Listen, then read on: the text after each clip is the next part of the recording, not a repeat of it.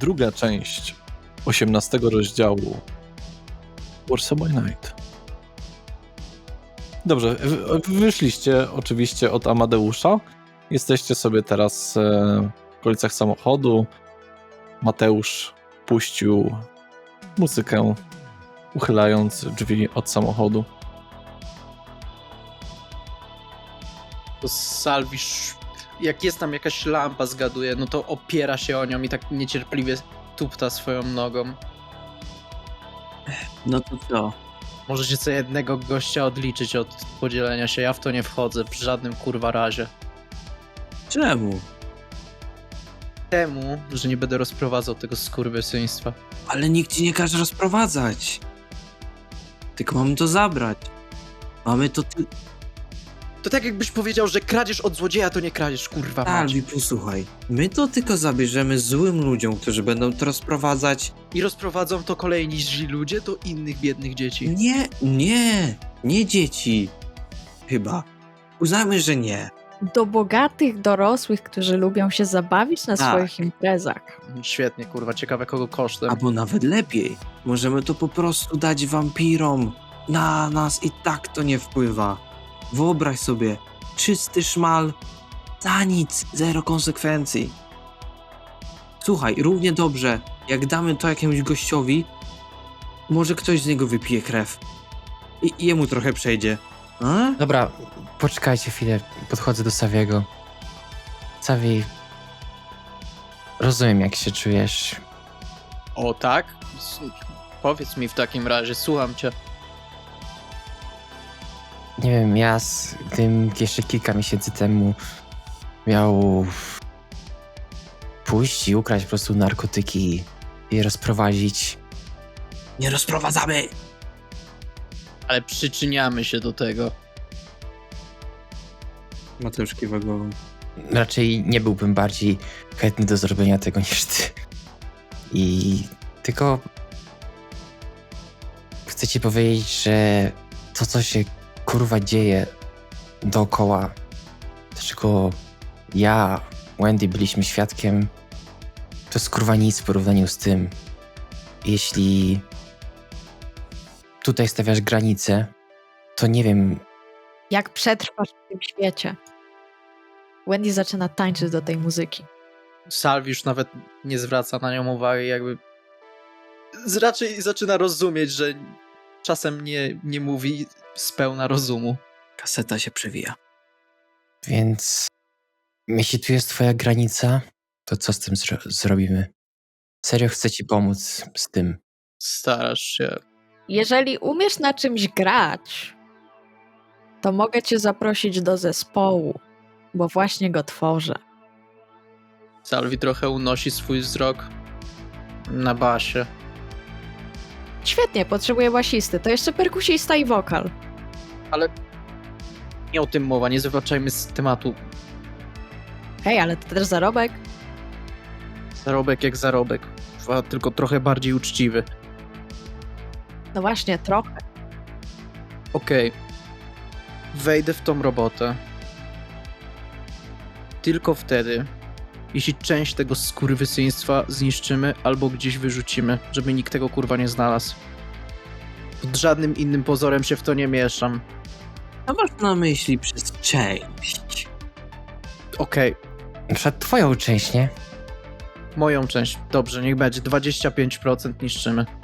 Tak naprawdę nie 25%, bo jeśli oddajemy 18%, Tego, co ukradniemy, 25%. A to nie jest 20,5. Aha, bo on jeszcze ma 18. wyciągam telefon i kalkulator. On ma 18, to będzie 82%. 82% podzielone na 4 to będzie 19. 20,5. 20,5. Nie będziemy liczyć tam tych przecież tych strzykawek.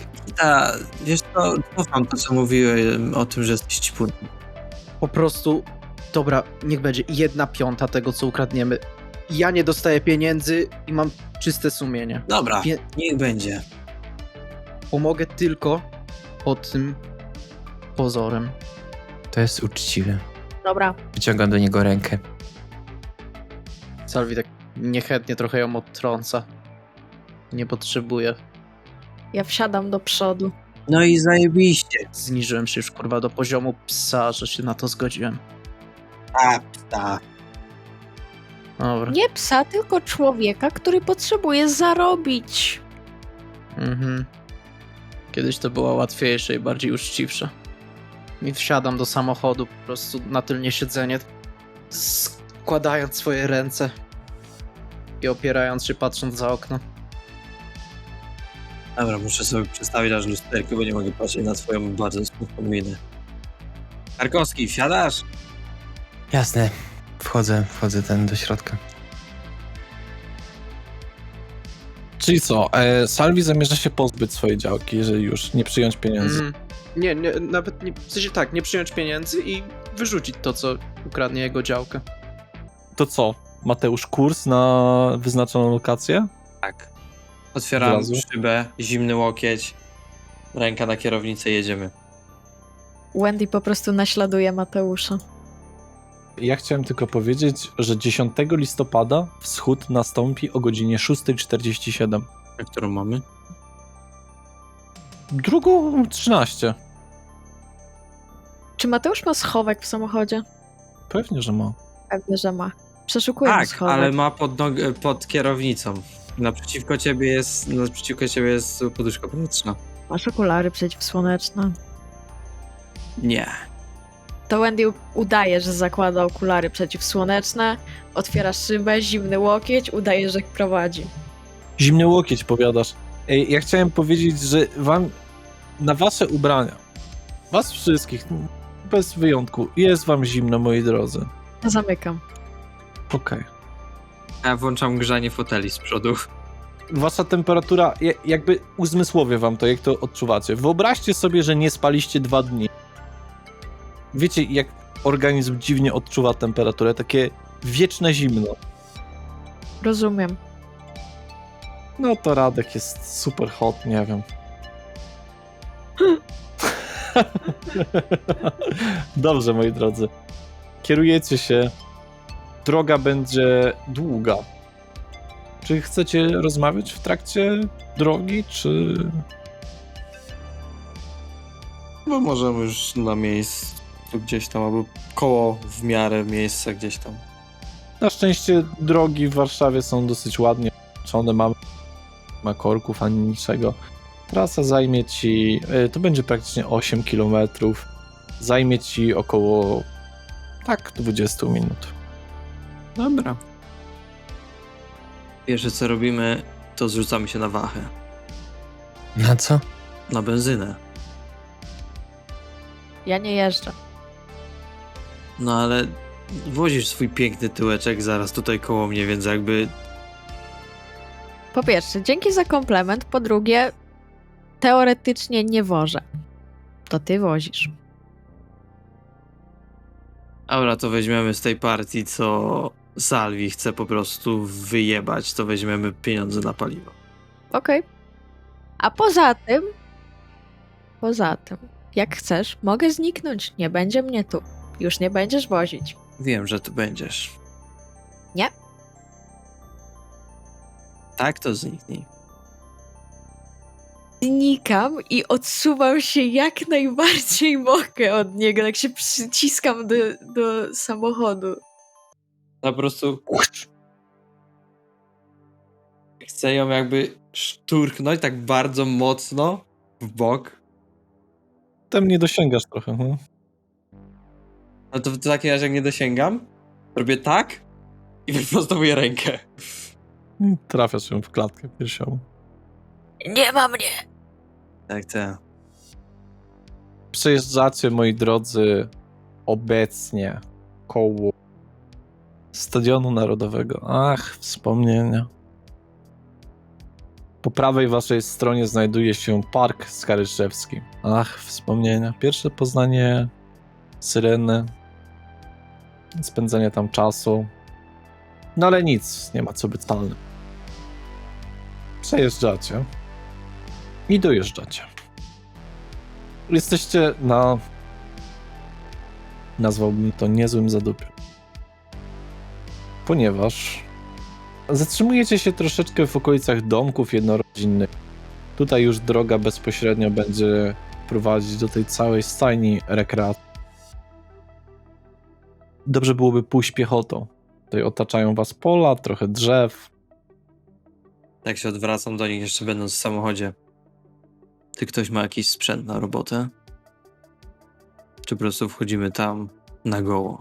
Co masz na myśli sprzęt? No nie wiem, łomy, łopaty, worki, cokolwiek. Nie wiem, nie byłem w Merlinie dzisiaj rano. Nie, ale... I Wendy się tak zaklepuje. Czy ja mam w ogóle ze sobą swoją torbę, czy ją zostawiłam gdzieś w hotelu albo coś? Masz. Mam to i pokazuję im, że w torbie jest pistolet z tłumikiem. A nie, no to przypadkiem to nie zostało w mieszkaniu Nikity? A w sumie racja. Mhm. To nie, to widzicie tam po prostu czarną maskę. W sensie taką covidową maskę. No, jest to torba. Jest to maska w środku. Coś sugerujesz? Dywersji.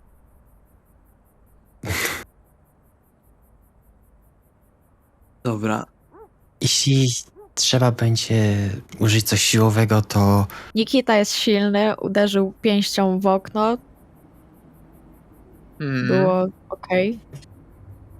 jeśli tutaj drzwi są tak słabe jak w schowkach na miotły pewnych na uniwersytetach, to Wyrwał całe z zawiasów. dobra. ledwo się trzymały na zawiasach. Po prostu jesteś silny, jak Hulk. Ustawiam samochód tak, żeby był do wyjazdu bagażnikiem w stronę tej stajni. Otwieram bagażnik, żeby był otwarty.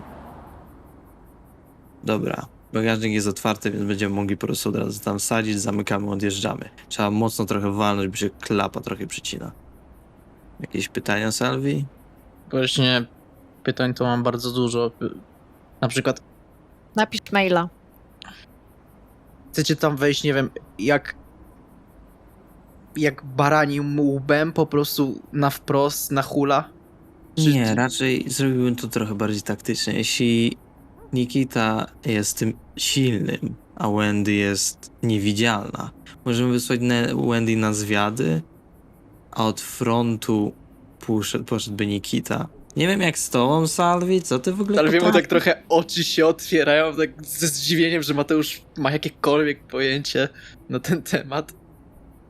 To jest... Jakby my widzimy, że to jest stajnia. No to ja wam to określę, bo to czekam aż się zbliżycie w sumie, ale powiem wam jak to z waszej perspektywy. Przed wami jest droga, która nie jest oczywiście wybetonowana, tylko jest taka dróżka. Jak pójdziecie do przodu, po waszej prawej stronie stoi dom jednorodzinny i koło niego jakieś różne blaszane pomieszczenia. Jest tam przed domem samochód. W domku nie pali się światło, ale ewidentnie tam są jakieś psy po prostu. Żeby dotrzeć do stajni, musicie przejść nadal prostą drogą koło tego domu, który będzie po waszej prawej stronie.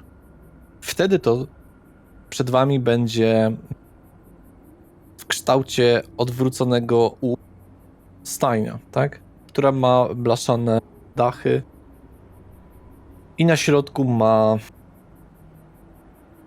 już zniszczoną jakąś taką budowlę, w której prawdopodobnie trzymano jakieś narzędzia dla koni, całe wyposażenie.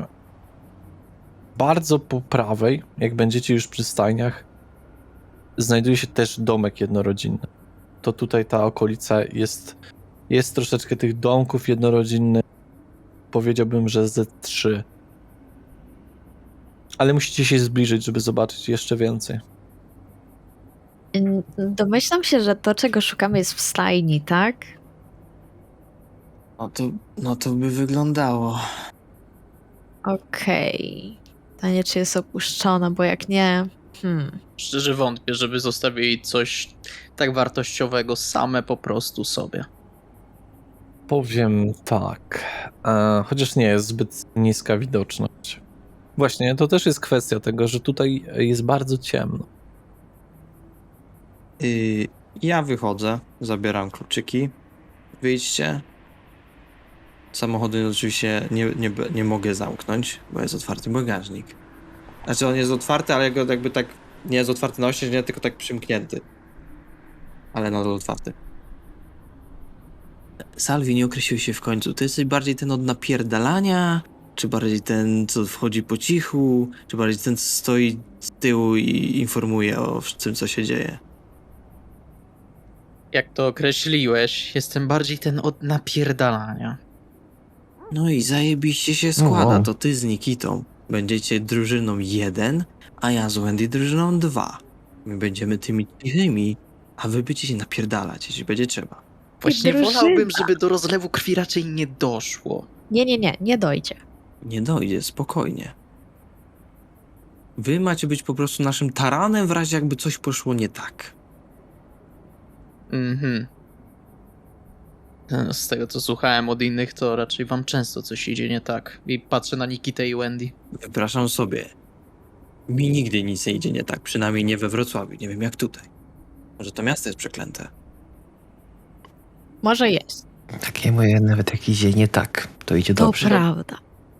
Czyli robimy to w końcu jak Wendy idzie na zwiady, wraca, informuje nas co i jak i próbujemy jakoś się dostać do środka niezauważeni. Wolicie, Tak. żebym zniknęła, czy żebym była kimś innym? Raczej nie spodziewają się gości patrzę w gwiazdy, cholera wie której. Póki nie umiesz zamienić się w psa, to chyba lepiej być niewidzialną. Znaleźliśmy kogoś, kto potrafi. No. E, To idę na zmiany. Pa! Musiał być niezłym psem na baby.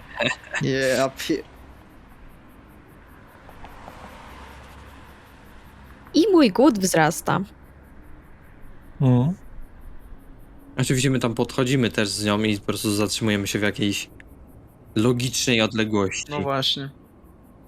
Bestia w tobie ostrzy sobie ząbki na jakiś nadchodzący posiłek. O, dawno nie piliśmy. Dobrze, po kolei. Wendy, w którą stronę ty się udajesz ze swoją niewidzialnością? Do przodu, czy ty tam chcesz popatrzeć koło domu tego? Najpierw rozejrzę się koło domu, a potem skieruję się bardziej w stronę tej stajni. Dobrze, reszta, jak to wygląda? Domyślam się, znajemy jakiś taki zakątek mały, gdzie sobie przycupniemy i czekamy.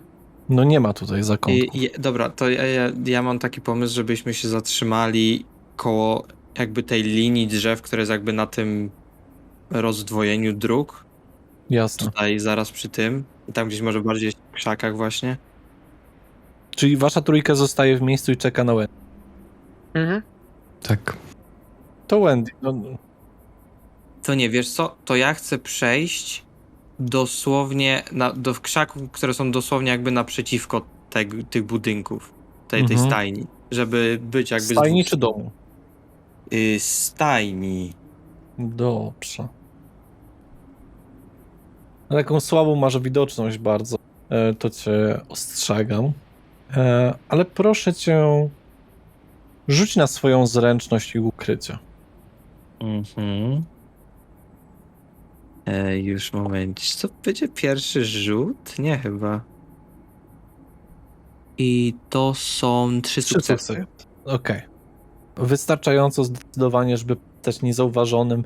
Zauważyłeś parę psów, które spało, więc dobrze było zauważyć je, przez co udało ci się je uniknąć.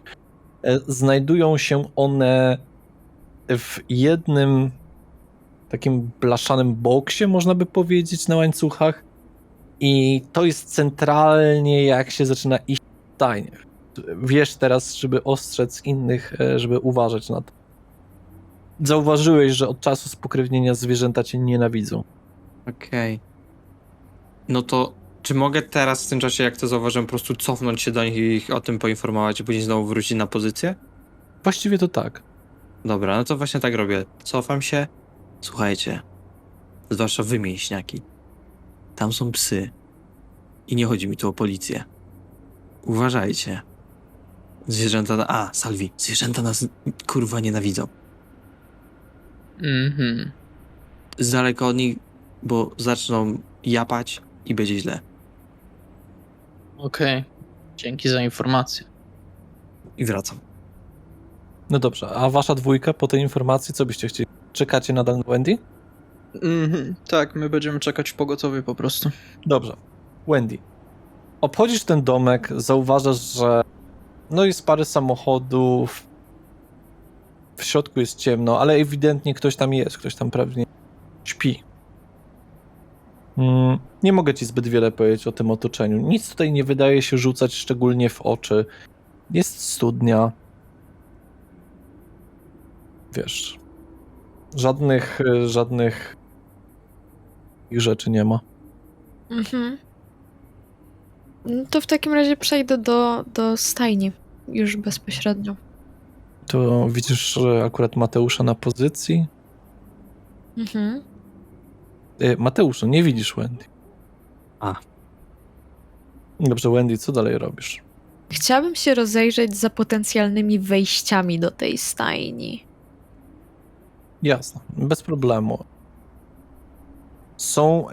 Jesteś na 100% pewna, że wejście jest jak najbardziej i są tam konie. Słychać jak śpią. Tak, mamy frontalne drzwi, które są od strony północnej, są drzwi, które są od strony zachodniej i wschodniej. Wszystkie są zamknięte na kłódkę. Grubą, mosiężną. Nie ma żadnych za bardzo okien, znaczy można powiedzieć, że są takie małe okna centralnie przy suficie ze szkła. Tylko nie wydaje się, żeby dało się je jakoś otwierać. Więc może tutaj Nikita by mógł pomóc. Okej. I jeszcze bym się chciała rozejrzeć. Domyślam się, że to jest mało prawdopodobne, ale chciałabym zobaczyć, czy po prostu nikogo tu nie ma, jakby, nie wiem, ochroniarza albo czegoś takiego. Nie. Okej.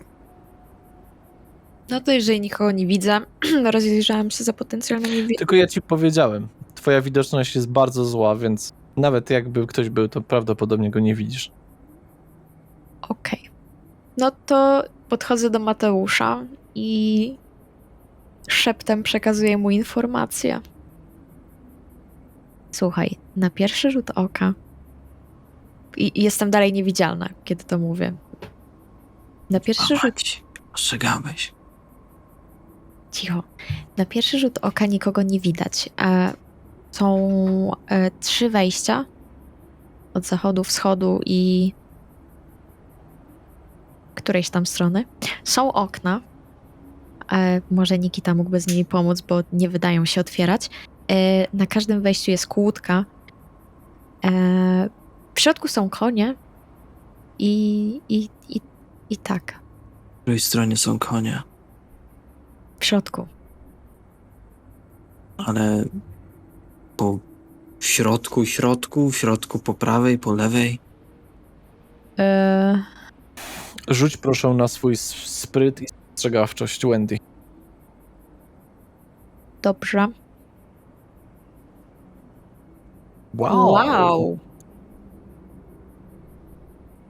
Krytyczny sukces. 7 sukcesów.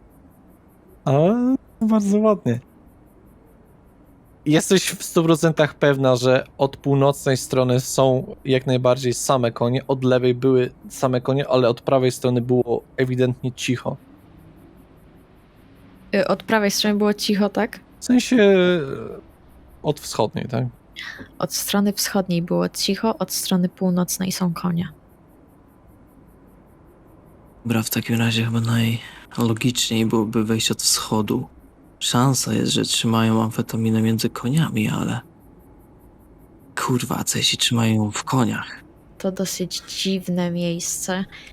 Nie chcę zaglądać do koni. A co jeśli... Aha, właśnie. A propos domków. Ktoś tam prawdopodobnie śpi, więc jeżeli wzbudzimy jakieś... Jeżeli zrobimy hałas, to na pewno ktoś, no wiesz, wyjdzie po nas. Są też psy. Dobra, jeśli ktoś wyjdzie, to sądzę, że tutaj mogę zająć się nim ja albo któryś z naszych mięśniaków. Ale któryś musi też zająć się kłódką. Znaczy, jeżeli ktoś wyjdzie, to albo mogę mu wymazać to wspomnienie, że coś słyszał, albo mogę je przepisać. To już zależy od was. Przejdę do chłopaków. Co wy robicie? Bo tak stoicie jak drzewa. Jak enty. Ale co ty o tym myślisz? Jak myślisz, czemu jeszcze do nas nie wraca? Pewnie rozmawia z Mateuszem w końcu. On tam poszedł, ale nie wiem, ta cała sytuacja jest jak brodzenie w gównie po pasie. Nie mamy, jakby dostaliśmy tylko cynk, że tu są narkotyki, jakby nie wiemy ile ludzi, do kogo należą, jakie mają uzbrojenie. Nic. Powiedział, że prawdopodobnie nie ma tu żadnych spokrewnionych. Czyli jesteśmy górą. O, nie w moim przypadku, ja nadal mało wiem. Co, że nieważne. Ale Pokażę ci pierwszy, najważniejszy. Nie, już ci to pokazywałem. Kiedy byliśmy w restauracji. To z pobudzeniem ciała, żeby wyglądało na bardziej żywe. raczej się nam to teraz nie przyda. Ale możesz w podobny też sposób sprawiać, że twoje cechy są silniejsze, typu na przykład twój wzrok, twój słuch.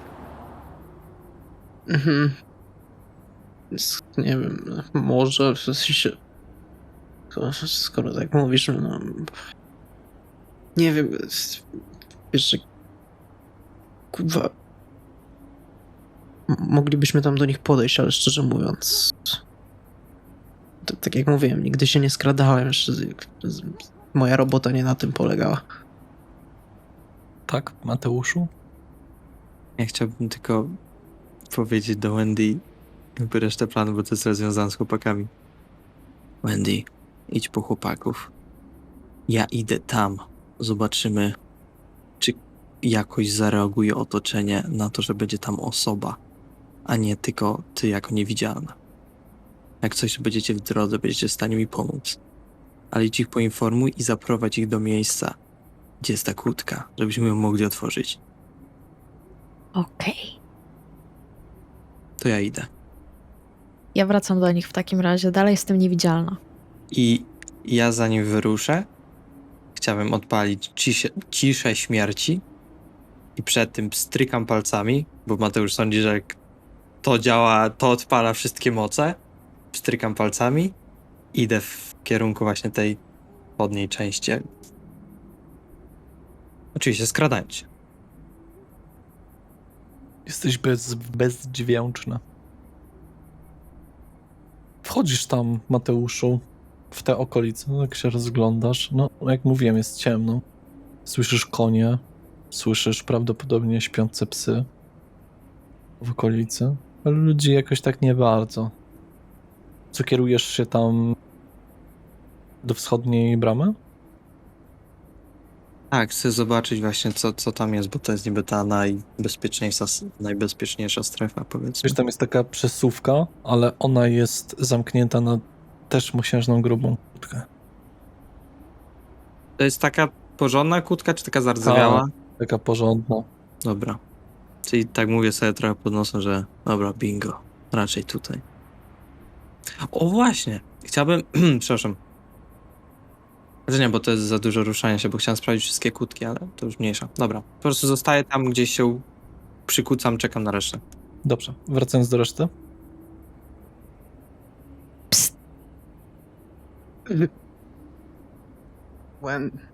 tak obracam się, nie widzę nikogo i domyślam się, że to pewnie Wendy. Wendy, to ty? Nie, Jan Paweł II. Cześć chłopaki, jak się bawicie? Gotowi? Mhm. Powiedziałabym, że za mną, ale to nie ma sensu. Więc pójdziemy teraz powoli do stajni od strony wschodu. Postarajcie się skradać. Mogę wskoczyć na dach, jeśli się przydało, ale Są raczej nie. okna, ale nie wiem, czy je otworzymy. Dachy są blaszane, więc to nie jest dobry pomysł, bo będzie waliło. Po cichu. I prowadzę ich po prostu do Mateusza. Podążam za nią. Chwila, nie mogę za nią podążać, bo jest niewidzialna. Ale słyszycie moje kroki? To idziecie po prostu w prawo, tak? No tak. No, Okej. Myślałem, że chcecie jakoś to okrążyć. Nie, od prawej po prostu. Słyszycie jakieś takie warczące. Co? Mhm. Zatrzymuję się. zatrzymuje się również. Gdzieś tam jest. Gdzieś tam jakiś budzie czy czymś. Chciałabym użyć wyostrzonych zmysłów. I chciałabym się dowiedzieć, od której na mój słuch. I chciałabym się dowiedzieć, od której dokładnie to jest strony. Dobrze. To jest od strony, jak wchodzicie w ten obrąb tej stajni, to wiecie, że od lewej strony znajduje się przy tym takim zniszczonym troszeczkę budynku, który nie jest już częścią tego kompleksu. Tam jest na pewno, więc musicie dookoła to obejść, żeby nie zbudzić tego zwierza. Szepczę Salwiemu do ucha. Dookoła. Na lewo jest Buda.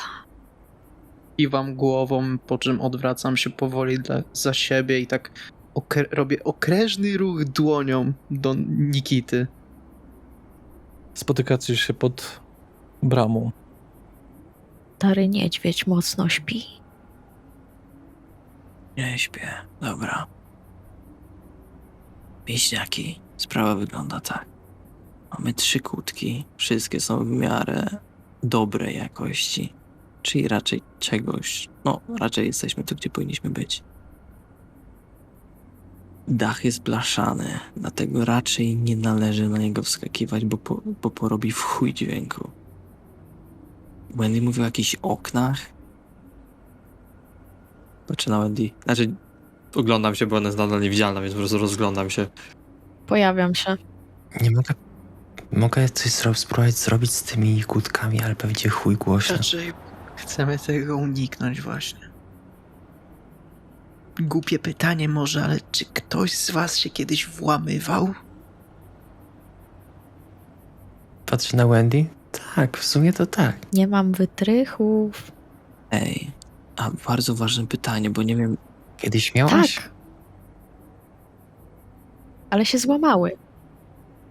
Nie wiem, Nikita, jak bardzo silny jesteś, ale teoretycznie, bardzo teoretycznie, może mógłbyś spróbować nie tyle wyrwać tą kłódkę, co ją po prostu zgnieść. Nie wiem, jak silny jesteś, czy jesteś w stanie to? Czysta teoria. Raczej nie. No dobra. Czyli miałeś jak z ciebie, jak z koziej dupy trąbę. A stary, o co ci chodzi? Dobra, nie no, żarty sobie robię. Wychilluj. Chilluję. No to co? Możemy spróbować okna. Mam nadzieję, że są tam jakieś worki z jakimś sianem albo czymś takim, to przynajmniej przeniesiemy więcej tego. Chwila, ale czy któryś z was ma jakieś ostre narzędzie? Nożyk, no po prostu. Czy ja mam swoje noże przy sobie, czy też nie? Będziemy robić sprawdzian, kto ma co przy sobie naprawdę. Bo w ekwipunku je mam. I dlatego nie wiem. Ale to ty nosisz ze sobą jakąś plecak? No torbę. Dobrze, masz. To mu daję. Tak, obłędna cisza działa na zwierzęta. No to Salvi bierze, trochę nacina sobie dłoń i chciałbym użyć korozyjnej krwi i spróbować przepalić po prostu od góry. Mhm. Więc tak dotykam trochę tego... Poczekaj, zanim to zrobisz, ze względu na to, że to jest dla bardzo nowa rzecz. Ta Mhm. umiejętność nie wymaga żadnego sprawdzianu, ale tak, wymaga akurat pobudzenia. Musisz to na pewno zrobić. Dobrze, w takim razie zrobię, sprawdzimy czy... 8, czyli nie. Nie wzrasta, dobrze. Poproszę cię o test. To będzie dosyć proste, ale na twój spryt. Tylko. Tak. Dobrze. Intuicję. Dobra, i intuicję. 7 kości. Okej. To będzie 2, 4, 7, 6 sukcesów. 6 sukcesów, okej.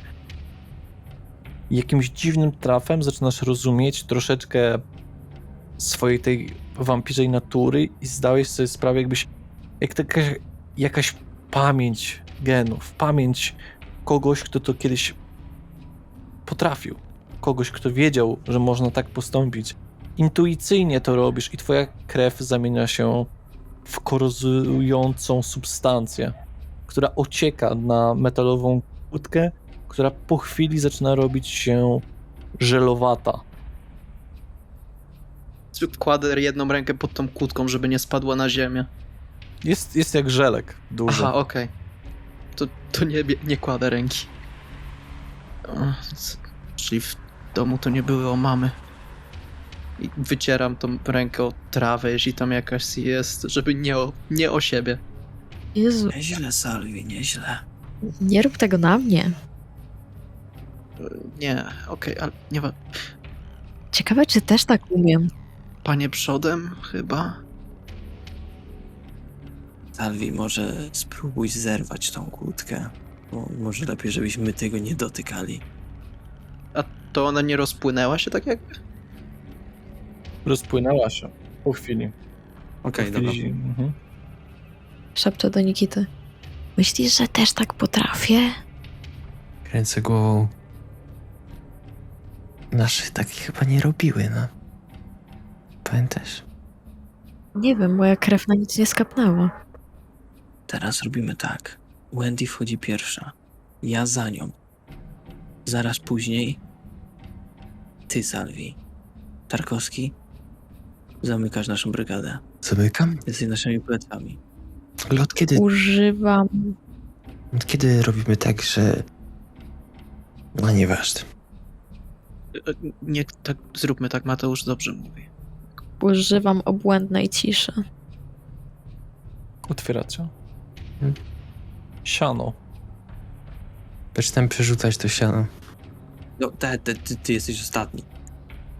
Idziemy w takiej kolejności, jak była ustalona. Ja oddaję ten nożyk Wendy. Chowam. Teraz pytanie, czy to pomieszczenie jest połączone z resztą kompleksu jakby? Czy jest tylko wschodnia część i tyle? Jest tylko wschodnia i tyle. Przeszukajmy siano. A, chcę się rozejrzeć, czy nie ma tu żadnych alarmów? Chciałem to powiedzieć, Ujek? że ja chciałbym się najpierw rozejrzeć po całym pomieszczeniu, chociaż... Jak? W jaki sposób? Co jest twoim źródłem światła? Jest ciemno Aha. jak w dupie. To nie, to ja szukam właśnie źródła światła, bo czujki jak się uruchamiają, to zazwyczaj widać jakieś światełko najmniejsze chociaż. Więc szukam jakiegoś przy ziemi albo właśnie przy górze jakiegoś źródła światła, które byłoby nadnaturalne. Nienaturalne. Może prościej. Na ścianie jest włącznik światła. Ale chodzi o to, czy jest jakaś dioda, Włączam która się światło. świeci. Nie było żadnej diody. Zapalacie taką starą żarówkę, która daje naprawdę mało światła, ale wystarczająco, żeby coś tam dojrzeć. I faktycznie siano, przeszukujecie tam. Tak, szybko. Teraz jak zapaliła błędy światło, to szybko to przeszukujemy. A znajdujecie dużą, przezroczystą paczkę. To masz na myśli dużą? No, trochę tego jest. Są różne pakunki. Wydają się być już odmierzone. Tak jak do ręki. Ile? Jaka waga? Powiedziałbyś, że kilogram. I ile takich pakunków znajdujemy? 10. Wow. Dobra. To robimy tak. Sądzę, że tyle nam wystarczy. Nie chcemy szukać więcej. Nikita, wciskam mu 4. Mogę wziąć wszystkie. Nie bierz wszystkich. Jeszcze jakiś plecak. Ktoś. Będzie cięższa. Weź 4. Wendy, ty masz torbę. Mam torbę. Masz 3. Chowam tam pewnie z 1 albo 2 do torby. Trzeci biorę w rękę. Alwi, masz 2. Ja wezmę 1. I teraz już wam tłumaczę. Będę was ubezpieczał. Mam najmniej. Mogę to zawsze wywalić. Albo po prostu, no, mam najmniejsze obciążenie z nas wszystkich. Ja wychodzę pierwszy. Sprawdzam okolice. Wyjdziecie zaraz za mną. W momencie, kiedy przekroczymy linię drzew, będziemy już wystarczająco daleko. Ale za psami, przypominam, że są tam psy. Spierdalamy, jak najmocniej się da. Ładujemy wszystko do bagażnika i odjeżdżamy. Jak plana. Przynajmniej Dobra. tyle. Gaszę światło. To ja biorę te pakunki, mówię, że są takie jak na dłoń, więc akurat Salvi bierze te 2 do dłoni swoje. Taka gruba ta paczka, wiesz, kurwa, no jak mąka, nie? No dobra. No, byłoby śmieszne, jakby się okazało, że to... Właśnie, jeszcze rzecz, którą zrobię, bo to są takie woreczki takie próżniowe, czy takie... Tak, próżniowe. Czyli, że jeśli go otworzę, to nie będę mógł zamknąć.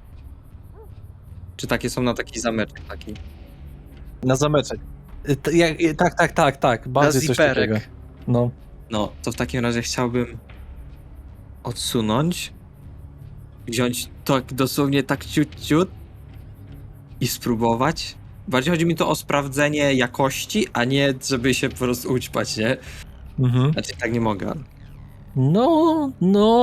No, to jest na pewno amfetamin. Dobra. Ja już, kurwa. No co, sprawdzam towar. To nie mąka, dobra. Jedziemy dalej. Tak na pewno mieliby mąkę w stajni. To kurwa, a gdzie mieliby mieć? Dobra, Wendy wychodzi. Wychodzę. W domu. Wychodzę. I tak jak oni właśnie idą, to ja nie idę z nimi, tylko jakby chciałbym gdzieś po tej stronie, że wiem, gdzie są psy, to gdzieś po tamtej stronie, żeby w razie czego ich ostrzec.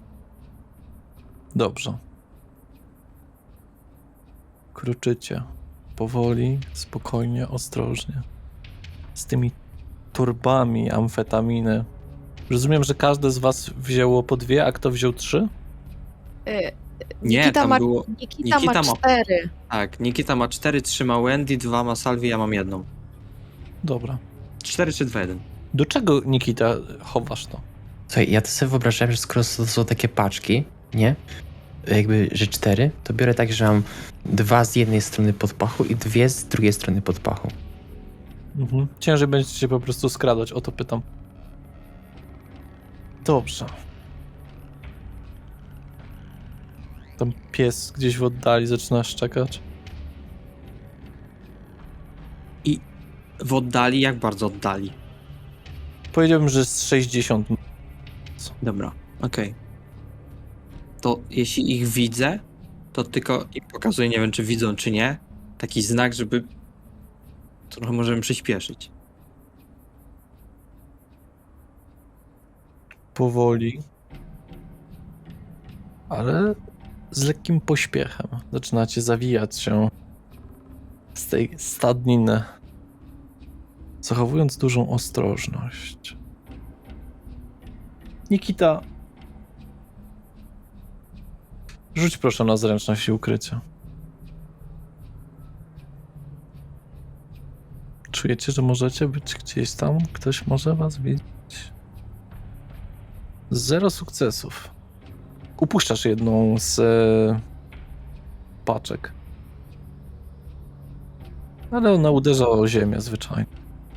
Pytanie, czy ja to widzę, że on to opuścił? Słyszałeś to, no. Dobra, To w takim Podnoszę razie- to i chowam do torby. okej.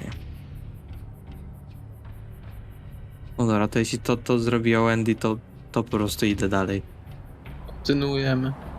Bardziej teraz właśnie rozglądam się, albo na słuch bardziej biorę. Czy nic nie słychać? Chciałabym użyć wyostrzonych zmysłów na moje uszy. Dobrze. Użyj proszę kości sprytu i determinacji. Bardzo ładnie. 5 sukcesów. Nic szczególnego. Gdy nagle udaje wam się dojść do samochodu. No to w takim razie Czysta akcja. do bagażnika, ja już swoją zostawiam i wsiadam, już jakby wsiadam za kierownicę, nie? I już liczycie te zielone. Pakuję do To liczy, bagażnika. ten liczy. Ja też wrzucam po prostu do bagażnika. I tak mówię trochę głośniej, ale jeszcze nie tak głośno. Pamiętajcie, żeby pierdolnąć. To się bagażnik. Mhm. Mateusz, możemy wjechać nad Wisłę. W momencie, jak już wszyscy schowali, to ja zamykam ten bagażnik. Tak pierdolę nim, jak mówił Mateusz, tak żeby się zamknął na pewno.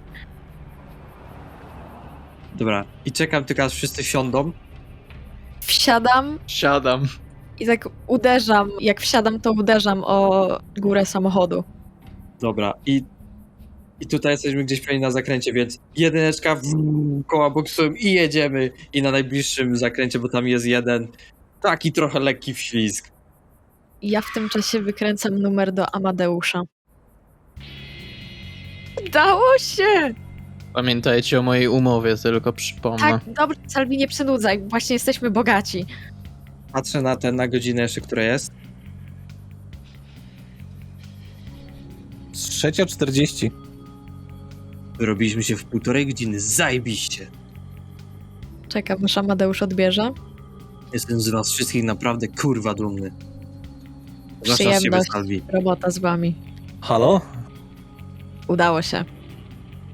Co, już? Już. Widzicie, potrzebujecie po prostu lepszego mentora niż ten Aureliusz. Co on tam może? No. Gdzie się spotykamy? Kurwa, tak szybko ustalić spotkanie? Daj mi chwilę, muszę sprawdzić. Jakieś takie normalne miejsce, w którym możemy się złapać. Odzwonię do ciebie. Jedźcie na razie... Jedźcie na razie koło stadionu, co? No dobra. Zostańcie tam, nie wiem, skonsumujcie może kogoś i wyślę wam, albo nie, zadzwonię do was i powiem wam jaki adres. Okej. Rozłączam się. Jedź koło stadionu. Dobra. Blisko Wisły. Tam mamy poczekać na telefon od Amadeusza. Chociaż stadion to dosyć dziwne miejsce, ale okej. Wendy, jak myślisz, czy tak pokazuje taki rezemocjonowany, będzie się dało tym zapłacić za ten cały dług z tych pierdolonych coinów? Zobaczymy, ale pamiętaj, że te pieniądze będą, jakby to jest nieopodatkowany dochód. Więc lepiej nie rób tym nic. Zobaczmy jak opodatkowane były te coiny całe, na które się zadłużyłem. Z moich obliczeń plus minus powinniśmy dostać po 80 000 na głowę. Plus... No tak, w sumie to tak. No zobaczymy. A około 70 powinien dostać Amadeusz, więc teoretycznie tyle co my. Yo. Muszę przyznać, że Amadeusz nie spodziewał się, że to będzie tak szybka akcja. No słuchaj, on chyba jednego dnia zarobił 40 000. Pakuję ten mój woreczek do schowka, który jest u mnie w samochodzie, ten jeden, który ja miałem przy sobie. Dobra, tylko teraz kurwa trzeba uważać, żeby policja nas z tym nie zgarnęła, bo będzie przypał. No, Ułożę na kawałki każdego policjanta, który by nam teraz próbował przeszkodzić. Wystarczy małe przerobienie wspomnień, wydaje mi się, Nikito. To jest twoja droga, moja droga. Jest połączenie do ciebie, Wendy. Odbieram. Halo, cześć, dobra, słuchajcie, spotkamy się w barze schabowym. Ulica? Józefa Dwernickiego 18. Okej. Józefa Dwernickiego 18? No, Bar schabowy. I kiwam głową. To widzimy się niedługo. no widzimy się, cześć. No fajnie, że Józefa Dwernickiego, ale ja kurwa nie wiem, gdzie to jest. Weź to ktoś w Google wpisz. Ja to wpisuję mu i włączam po prostu nawigację. I teraz się relaksuje na tylnym siedzeniu, po prostu uśmiechnięty od ucha do ucha. Coś się wreszcie ułożyło. Salvi za to, jak bardzo wielkie to nie jest zwycięstwo, po prostu patrzy przez okno, jakby nie wyrażając żadnych emocji, ale możecie wyczytać, że raczej to nie jest jego zwycięstwo. Dobra, Salvi. Mamy 10 worków. Uznajmy, że 2 są twoje, plus minus. Mhm. No dobra, 1,5. A co, chcesz dzielić? No, chcesz to gdzieś wyjebać, nie? No to ci mówię, ile możesz wyjebać. Najłatwiej narkotyki się wyrzuca po prostu do wody, niszczą się od razu. No to mówię ci, że możesz wyjebać 1,5. Parujesz rybki. Słuchaj, a co gdybyśmy na przykład po prostu to twoją 1,5 przeznaczyli na jakiś szczytny cel, na przykład na jakąś społeczną kampanię antynarkotykową? Inaczej. Dobrze Inaczej, wiesz, że inaczej. Odkupimy od ciebie tą część. nie potrzebuję krwawych pieniędzy. To oddasz za darmo. Miło się robiło interes. Nie, Wendy. mieliśmy umowę. Mieliśmy umowę. Czekaj, ja tak wyciągam te 70 zł, co wygrałem w karty ostatniej tej nocy i mu tak podaję do tyłu. Masz, przynajmniej to będziesz miał. Nie chcę od ciebie pieniędzy, Mateusz. Ale te były akurat legalne, wygrane w karty. To tylko hazard. Wyrywam mu je tak trochę łapliwie. Salvi, pomyśl, możesz zrobić więcej dobrego tymi pieniędzmi niż po prostu niszcząc teraz te narkotyki. Możesz przeznaczyć całą tą sumę na jakieś charakterystywy, na... Nikita, Wiem, na co się umawialiśmy. przez te narkotyki może zginąć tyle osób, ile nie jest dla ciebie pojęte. I chcesz te pieniądze z tych martwych ludzi przeznaczyć na dzieci, które chorują. Nie na dzieci, które chorują, tylko na walkę z tymi narkotykami. Co da w przyszłości to, że wyjebiesz teraz te narkotyki? Dobra, kurwa, chce to wyjebać, to niech wyjebie. Czy to kurwa spali, czy to wciągnie, czy kurwa zerze, nie wiem. Nie obchodzi mnie, to jest jego działka, robi z nią To co jest chce. jego działka, tylko chcę go po prostu zastanowić się, czy na pewno rozsądnie. Problem z narkotykami od tego zacznijmy, że nie istniałby, jeśli one by nie istniały. I ludzka po prostu silna, Ale słaba narkotyki wola. będą istniały niezależnie, czy ty je teraz wywalisz, czy nie. Nie wiem jak wy, ale przekąsiłabym coś. Nie wiem, ja nie jestem w ogóle głodny. Z tego co pamiętam, to nie możemy jeść, bo wymiotujemy. Nie o to chyba Wendy chodziło. Napiłabym się. Pomóc ci Soczku Capri. Wendy. Javier.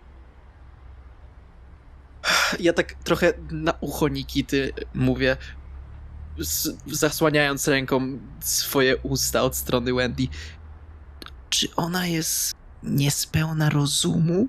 Nie mów jej tego. I to nie jest prawda. Dlatego pytam się No po ciebie, prostu- o co... Bardzo jawną intuicję. Która... Brzmi bardziej jak gadanie socjopaty, ale okej. W końcu w mojej sztuce coś wyszło.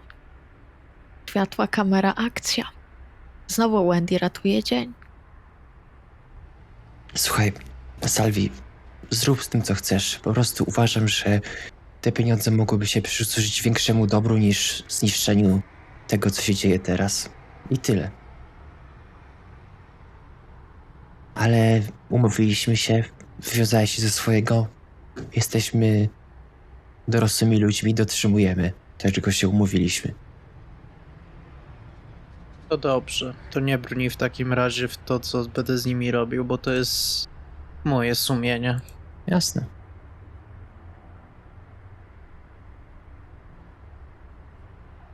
Piszę SMS-a do Mikołaja, żeby dbał o siebie i był ostrożny. A ja po prostu jadę. Patrzę, czy nigdzie policja. Jadę bardzo przepisowo, żeby przypadkiem gdzieś policja nas kurwa nie złapała. Kontrolerzy. Dojeżdżacie. I widać tam jakiś samochód. I jeszcze nie. Kurwa, jestem za szybko. Ale okolica jest ciekawa. Takie bloki. Tam widzisz takie, wiesz, domowe obiadki. Schabowe. Bar schabowy. Piękna sprawa. Zastanawiacie się, kiedy ostatnim razem mieliście taką siłę. Teraz przypomina wam... Teraz myśl o takim obiedzie przypomina bardziej jak jedzenie ślimaków z ulicy albo jakichś chrząszcza. To nie jest jedzenie dla kogoś takiego jak wy. Ogółem to ładna okolica. Pamiętam jak kiedyś. Pamiętam jak kiedyś jadłam schabowe. Dobre były, moja babcia robiła. No, ja tak z 1,5 miesiąc już nic nie jadłem. Nie pamiętam. Nie pamiętam od ilu nic nie jem. Jadłam jak byłam już w tym stanie, to na pewno. W sensie, Nie, Tak nie udało było. się, zwymiotowałam, No ale, właśnie. ale jadłam. Burgera. ja chyba też na początku próbowałem, ale to Trochę tęsknię za McDonaldem. niby spoko, ale zawsze był kurwa drogi w porównaniu do zachodu. To prawda, ale był lepszy jakościowo podobno. Podjeżdża auto. Czarne BMW. Z przyciemnymi szybami. Wystawiam łokieć. Ej, bo zimno. Do góry głową robi ruch Amadeus. No cześć, jak tam polowanie? Szybko poszło. 10. 10 kilo? Tak. O się. No poza Salviego No. to 8. A co z Salvim? Salvi, ty będziesz... Pokazuje na wciąganie. To już jego sprawa. Salvis stwierdził, że swoje 1,5 kilo da na Mateusz. szczytny cel. Dokładnie. Ale z jego porcji 18%. No tak, dostaniesz 18 ze wszystkiego. No. Z 10, 18%. To są te pieniądze, które miały iść dla mnie za wykonanie zadania. Nie, moi drodzy. 18% od każdego z was. Okej, ale jaka to różnica? 18%? Ej. Nie, na to się umawiali. Amadeusz, tak się kurwa nie umawialiśmy. Słuchajcie. Powiedziałem wam gdzie. Ukradliście. Jesteście. Beze mnie byście byli nadal goli. Dobrze. A bez nas, Słuchajcie. a bez nas, Poczekajcie. Nie unośmy się. Wyłącza silnik. Wychodzi. Przetrzepuje swój płaszczyk. Chodźcie. Wejdziemy. Bierzcie towar. Tak, no, Bierzcie wszystko. co? Bierzcie cały towar. Dobra, to ja biorę to, co miałem spod tym i gdzieś sobie za pazuchę daję. Otwieram bagażnik. ja znowu chowam do torby. Otwiera bar. Czujecie zapach ziemniaków, starego oleju i koperku może w powietrzu. Wchodźcie. No dobra, to wchodzimy. Sukasa mikasa, jak to mówią. Można wejść, tak? Można? No. Ta, Wchodzę trochę niechętnie za nim.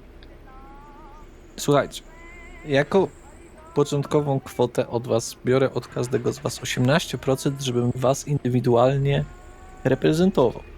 Jeżeli chcecie, mogę was reprezentować jako grupę. albo mogę was reprezentować oddzielnie. Wybór jest wasz. Mogę wziąć 18 z całości lub 18 z każdej partii, którą sprzedamy. Co sprawia, że zostaniecie z... pomyślmy. Za każdą pacuchę będzie coś koło... powiedzmy 50 tysięcy. Co daje nam 9 tysięcy od każdej paczuchy. Paczuch mamy 10, ja biorę 90 tysięcy. Łącznie całego utargu powinno być 500. 500. Tysięcy, czyli 500 000. No, Czyli mówisz, że ile bierzesz? ja wezmę 90 tysięcy. Od każdego. Nie, Nie, łącznie. ogółem. Tak. Okej, Jakby wtedy jestem w stanie reprezentować was wszystkich. dobra. Gdzie haczyk? Dobra. Lub możemy zrobić tak. A to i tak w sumie wyjdzie 90 tysięcy. Dobra, no to ja wezmę 90 tysięcy, reprezentuję od teraz poszczególnie. Każdy problem, wszystko da się ustalić, tak? Znowu wyciągam do niego rękę.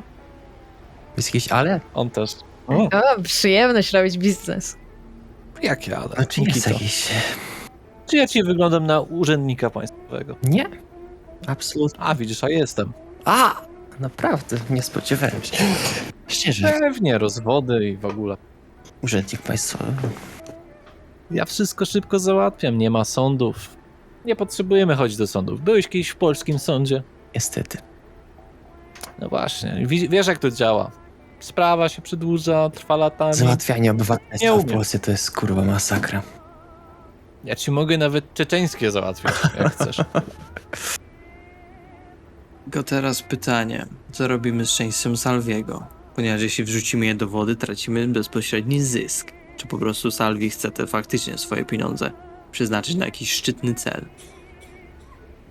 Chcesz je wyrzucić do wody? Zniszczyć po prostu. Już myślałem, że chcesz z nimi pływać w basenie. A tacy się też zdarzali.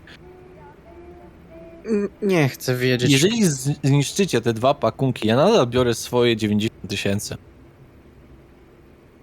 To już będzie z 400. Czyli zostaje wam 310 tysięcy do podziału. Ale tylko na 3 osoby. No?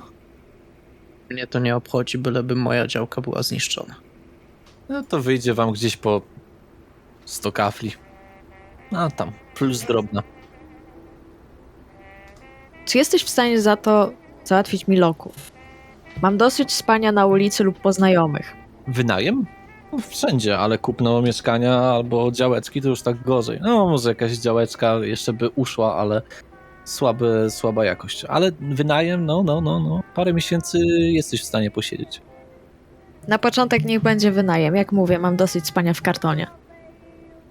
To wybierz sobie cokolwiek po tej stronie. Ja postaram się załatwić całe papiery.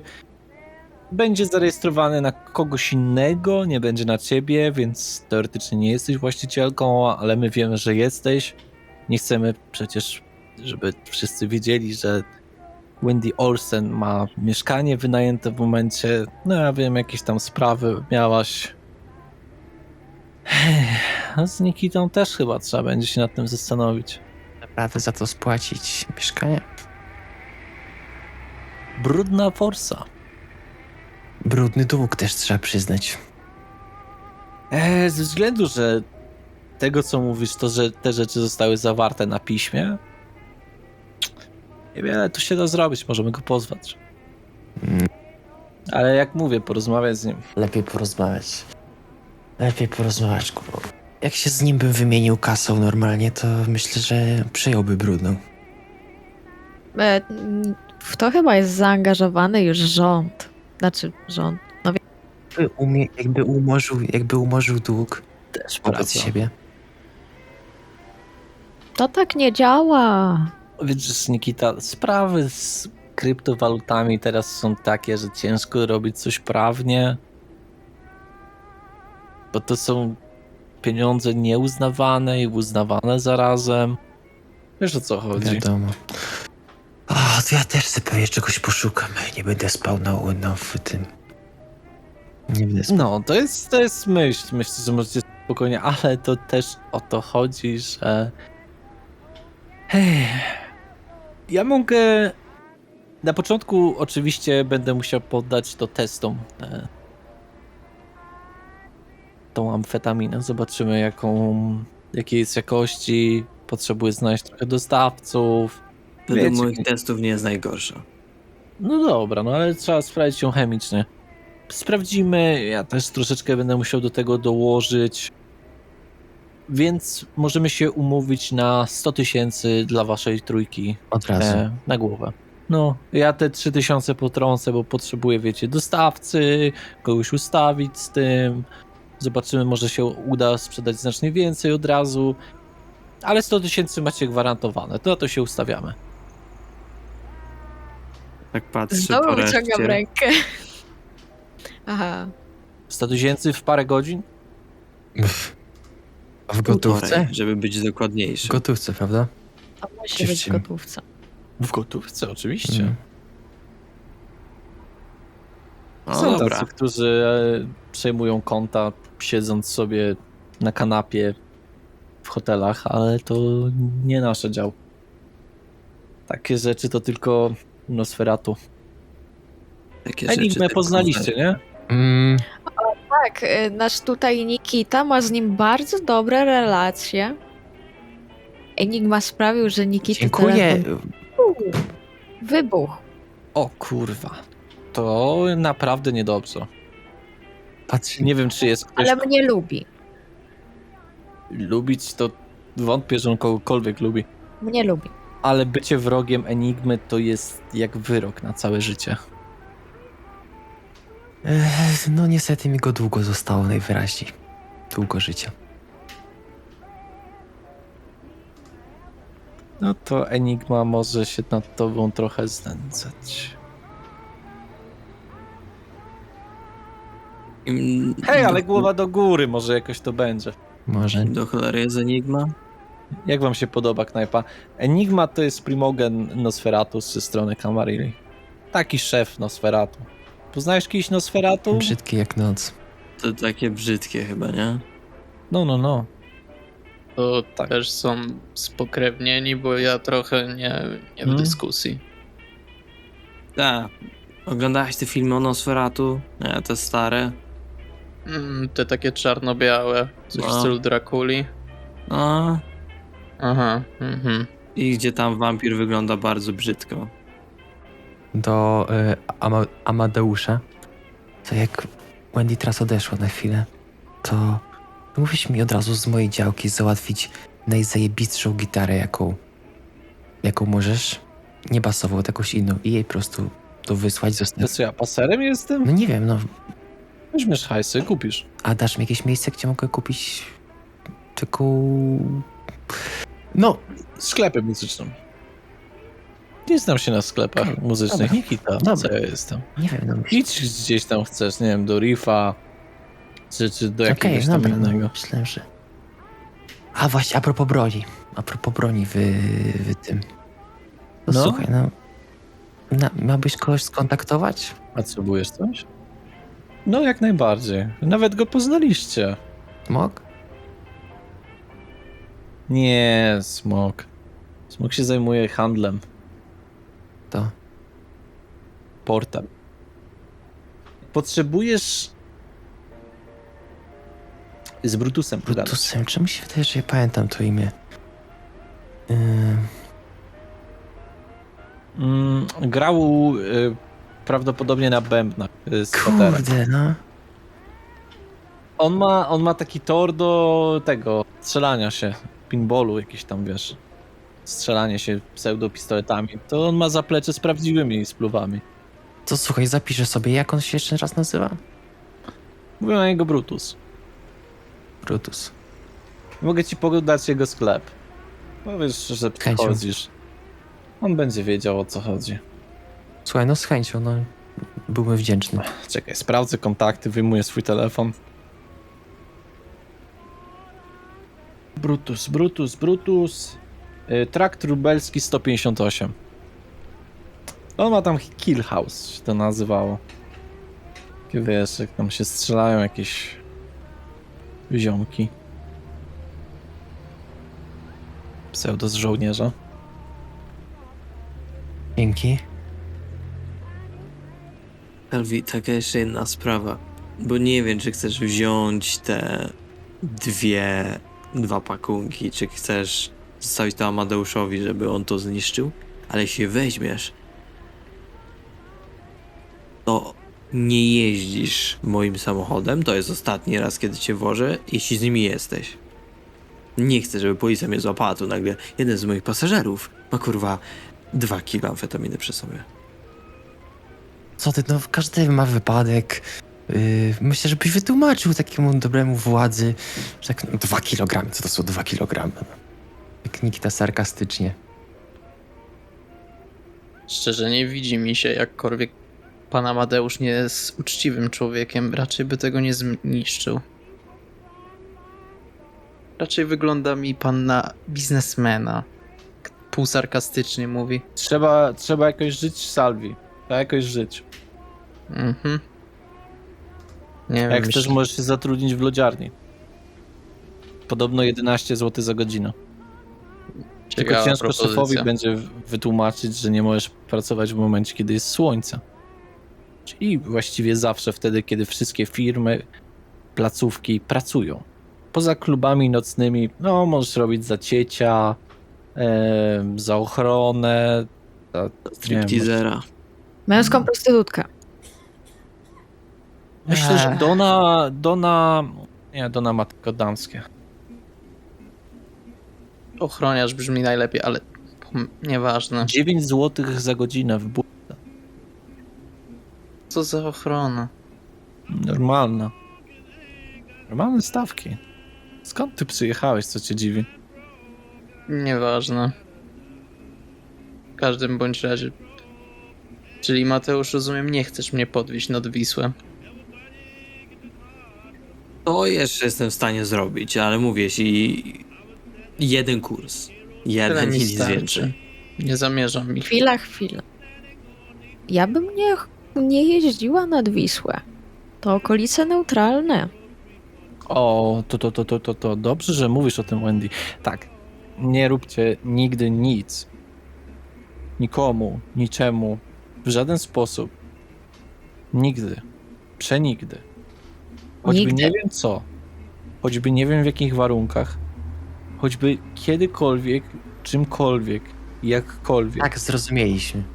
Nikita, odstrzeliłeś człowieka przy Wiśle i wchodzisz mi w zdanie? O, pan mi to przypomina. Bo mi przeszkodziłeś. To niegrzeczne. Jestem twoim adwokatem. Myślałem, że to ja mam tutaj na pieńku z prawem i kurwa robiłem dziwne rzeczy, ale widzę, że przy was to ja jestem kurwa aniołek. Słuchaj, I jeszcze swoje grzechy będziesz mieć tutaj. Jestem tego pewien. Po prostu nic nie róbcie nad Wisłą, w stadionie narodowym. Muzeum Piłsudskiego i pomniku Syreny. Zgadza się. To są nasze miejsca neutralne, w którym mamy absolutnie nic nie robić. Mhm. Jak chcecie tam podejść, zrobić coś, to tylko legalnego, grzecznego, bez włączania jakiejkolwiek dyscypliny. Czy jest ona widzialna, czy jest ona niewidzialna, subtelna, czy niesubtelna. Rozumiecie? Mhm. Wrzucenia amfetaminy do Wisły cię zalicza Legalnego. Salwi, czy możemy to po prostu wywalić do ścieków? Jest jakaś... Nie ma właśnie tu jakiejś studzienki zaraz. No właśnie, nadłużonej studzienki. To się ludzie ucieszą, znajdując 2 kg amfetaminy w Nie, studience. nie. Wyrzuciłem tylko zawartość. Worki bierzemy ze sobą, są to nasze odciski. No co my kanalizację mamy jak w Stanach? Słuchaj, Raczej nie wydaje mi się, żeby ktoś chciał zlizywać Do amfetaminę z toalety. kanalizacji. Kanalizacją zajmują się często Nosferatu. Naszej stronie To do też? toalety. Jest tu Nie toaleta. mamy tu Nosferatu. 2 Jest tu kilo amfetaminy do toalety. Raczej Nie w moim lokalu. porcjami, Salwi, porcjami. Raczej nie wydaje mi się, żeby zamieniło się magicznie w glinę. Ja mam tu dobry układ z sanepidem, prosperujemy, wiele osób kupuje u nas schabowe. Wszyscy mówią, wiecie, eko kanapki, jakieś tam z rukolą, z jakimiś tam ziarenkami granatu, tego wszystkiego. Nie, ludziom potrzeba po prostu schabowego. Bo to przypomina, wiecie, nostalgia. Mhm. Nostalgia? To co proponujesz? Moja babcia robiła dobre schabowe. Nie wiem, zawsze możesz podłożyć ten towar komuś, kogo nie lubisz. A potem zadzwonić po psy. O, to. Ale wciąż są to nasze odciski. Nasze odciski właśnie. I to można je wysypać u tego gościa. Odciski? Nie no. Nie, zgrywam się, Nikita. Jak chcecie, możecie sobie otworzyć jakąś kratkę po prostu od kanalizacji. W porządku. Tutaj akurat w otoczeniu moim nie ma żadnych kamer. Dalej nie wiem, co jest. Pewnie są. Warszawa jest naszprycowana kamerami. Wszędzie będzie was widać. No dobra, Salvi. To bierz te swoje 2 kilo. Nie, ja na razie ich nie biorę, chcę wyjść po prostu przed ten lokal i rozejrzeć się, czy właśnie są kamery i czy jest jakaś ta studzienka kanalizacyjna. Nie no, Zobacz. jest, jak najbardziej. No i ogólnie rzecz biorąc, wy teraz spędziliście tą przy takim stoliku, na którym jest cerata, czy taka słabej jakości. No i wiecie, takie...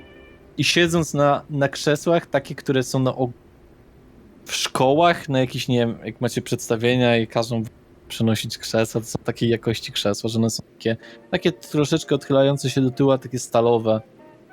Znaczy, stalowe. Kurwa, one z aluminium są. Mateusz, byłbyś skóry do pomocy? A czemu ja? To nie wiem, Nikita albo Wendy, chociaż Słuchaj, ja rozumiem, że wyglądam na silną, ale moje ręce są jak makaron od spaghetti. Nikita, ty byłeś nazwany mięśniakiem, otworzysz mi studzienkę? Nie ma problemu. Hmm. Idę. To biorę, wkładam sobie za... W sumie nie mam za co. W tym lokalu jest tablica? Do kieszeni bocznych Jest. sobie wkładam. W Okej. spodniach. To w takim razie idę po niej popisać. Przede wszystkim piszę Nikita tu był, rysuję uśmieszek, piszę jakieś tam kompletne bzdury i rysuję kaczkę. Taką gumową, jak się myjesz z nią. Panie Amadeuszu, takie pytanie, bo to Mhm. chyba żaden z nas nie zadał. Skąd miał pan cynk? Kupuję. Cynki? No, To dlaczego osoba, która je sprzedaje, sama nie weźmie sprawy w swoje ręce? może nie każdy chce się pobrudzić. Wiesz, jak masz perspektywę tego, że możesz żyć wiecznie i wiesz, że taki przekręt może ci spierdolić absolutnie wszystko i musisz przywdziać tak zwaną nową maskę, tak? Myślisz, że ile osób z tego miasta naprawdę nazywa się tak, jak się przedstawia? To są potrafią być 6., 5., 10. imiona, nazwiska, nowe osobowości, nowy wygląd i tak dalej. Nie każdemu chce się ryzykować. Każdy ma inne rzeczy do stracenia. Niektórzy przez, wiesz, setki lat, czy tam dziesiątki dorobili się takich pieniędzy, że Jeff Bezos czy Elon Musk mikroskopijni przy nich. Ale nie są wampirami? Ale to w Polsce to się nie dzieje za często. Tak, są. No, w Stanach. W Anglii się dorobili. To jest też dobra ciekawostka, powiem wam. A ja ogólnie studiowałem w Anglii w swoich czasach. I ogólnie rzecz biorąc, nie wiem, czy słyszeliście, ktoś wam opowiadał, tam była w ogóle ogromna rzeź na spokrewnionych. Obraca swoje krzesło, tak oparty o nie, zaczyna wam opowiadać. Wyplemili wszystkich spokrewnionych. A co więcej, to już tam pal diabli, że to zrobili. Oni przejęli ich skarby i to jest większy problem. Bo żeby walczyć z naszą rasą, potrzeba mieć pieniędzy. To jest najważniejsze. Mało rządów współpracuje z Inkwizycją tak otwarcie, realnie. większość uważa, że to jest coś, co nie istnieje i że tak zostaje. Natomiast jak przejęli skarby dawnych brytyjskich królów, kupców, dokopali się, wiecie, spokrewniony jest w stanie zgromadzić okropnie ogromne skarby przez 400 lat. Jakby może moglibyście kupić, nie wiem, Chorwację za te pieniądze. Całą. Dobrze, że ich mocy nie ukradli. To jest cały czas nasza przewaga nad nimi, nie? Moce są dobre, ale nie są decydujące o wszystkim. Wiecie, co by było zabawne? No, słuchamy. Jakby z Inkwizycją pracowały wampiry. O, Wendy, wypluj. To są niektórzy spokrewnieni, którzy na kartach historii próbowali podobnych zagrań. I domyślam się, że nie skończyli za dobrze. Które miasta w Europie mają 100 razy gorzej niż my? Francja. Czy chociażby Czechy. Czy chociażby... No, tam... W Rumunii tam też zawsze źle było. W Niemczech też wybili strasznie dużo. W Rosji wybili. Ale to bardziej pomiędzy sobą się powybijali. W Szwecji jest też trochę zamieszania, w Norwegii. Czyli sugerujesz, że Polska to azyl dla spokrewnionych? Serce Europy. Serce. Trochę słabo bije, ale co? Tak jak nasza. Ale chodzi ogólnie o to, że czystkę, którą porobili na wyspach, czy czystkę, którą pewnie zrobią koniec końców w Stanach, my na razie omijamy. Na jak długo? Zobaczymy. Ale Ostatnie wydarzenia nie mówią dobrze o tym, co się dzieje. ja teraz chyba średnio rozumiem, jeśli mamy, wy tak mówicie, mamy moce, no zresztą jakby pozostanie jakby niewidzialnym, jaką przewagę nad nami ma Inkwizycja, jakby jak oni na nas polują, nie rozumiem trochę. Mówisz pieniądze, ale sam też z drugiej strony wampiry mają pieniądze, więc spokrewnieni, jak zwał, tak zwał zresztą. Spokrewnieni. Salvi, powiem ci tak. Jak ktoś jest wyczulony na to, żeby szukać spokrewnionego, to znajdzie swoje sposoby. Przede wszystkim prosta rzecz. Kamery. Z efektem termowizji. Jak spojrzysz na spokrewnionego, który zapomniał się, nie ma, wiecie, rumieńca, no to widać, że jego ciało nie ma ciepła. To jest pierwszy znak. Teraz wyobraź sobie, że ustawiasz taką kamerę centralnie na, no nie wiem, centrum Warszawy. W końcu, po oglądaniu tych monitoringów, tego wszystkiego, znajdziesz tą jedną osobę. Czyli rozumiem, nie wchodzą w otwarty konflikt, tylko wybierają nas pojedynczo. O tak. I wiesz, i w końcu są jakieś plany takie. Dawno nie mieliśmy niczego takiego. Wykorzystują zamieszanie, to wszystko. Ale powiem jedno, Salvi. Inkwizycja, sabat, czy religie zrobią wszystko, żeby nas zdezintegrować. O, to prawda. Słowo sabat padło już chyba któryś raz. Czym to tak właściwie jest? To jest kolejna inkwizycja, kolejna grupa fanatyków próbująca nas wyplewić jak chwasty? Jak to działa? Sabat to są spokrewnieni, którzy mają zdanie, że no w sumie, że rasa ludzka to powinna paść im do nóg i powinna ich wielbić i im służyć i nie boją się okazywać swoich, Aha, bo okej. mają to w dupie. Na ziole takie trochę. Ciekawe. Przekonanie o swojej nadludzkości i bycia rasą panów. No trochę, no. Ale teraz ich siła nie jest tak ogromna, jak była kiedyś, powiedzmy. No dobra.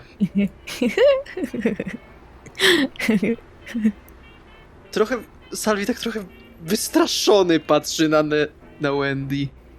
Czy pozbyłeś się już tych narkotyków? No ja domyślam się, że przed tą rozmową wyszliśmy z Nikitą, on miał mi Aha, pomóc. no dobra, I dobra, przyniosłem te torebki i postawiłem po prostu. Okej.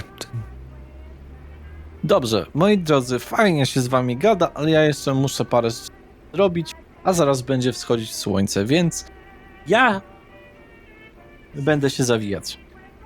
No, Co do pieniędzy, skontaktuję się z wami, spotkamy się. Co do godziny, jest godzina 4:50. to trzeba się śpieszyć. Wołam Mateusza do siebie na chwilę. Podchodzę. No co to, Wendy? I mówię ściszonym głosem, tak żeby Salvi nie słyszał. Wiesz, zawsze mogę mu przepisać wspomnienia, że już to zrobił i zabrać te 2 jego działky. Ale już je zniszczył. Nie, chyba jeszcze nie.